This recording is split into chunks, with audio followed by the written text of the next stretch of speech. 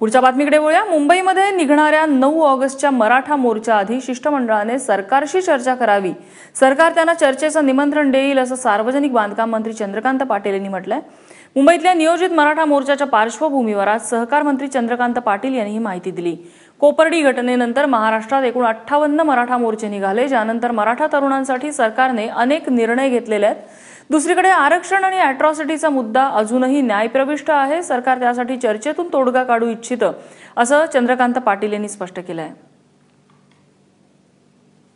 9 ऑगस्टच्या मोर्चाच्या आधी मोर्चेकऱ्यांनी वेगवेगळ्या संघटनांच्या नेत्यांनी मिळून शिष्टमंडळाने सरकारशी चर्चा करावी, माननीय मुख्यमंत्री महोदयांशी चर्चा करावी असं मी तुमच्या माध्यमातून आवाहन करतो आहे की ह्या चर्चेमधून काही राहिलेल्या गोष्टी ज्या सरकार करू शकतं त्या कळतील आणि त्याची मोर्चापूर्वी काही तयारी करून आपल्याला मोर्चेकऱ्यांना जाताना आम्ही मोर्चाला आलो तर ह्या 2 गोष्टी आपल्याला मिळाल्या असं करता येईल। आणि त्यामुळे मी तुमच्या माध्यमातून आवाहन करतोय की सरकारबरोबर चर्चेला या।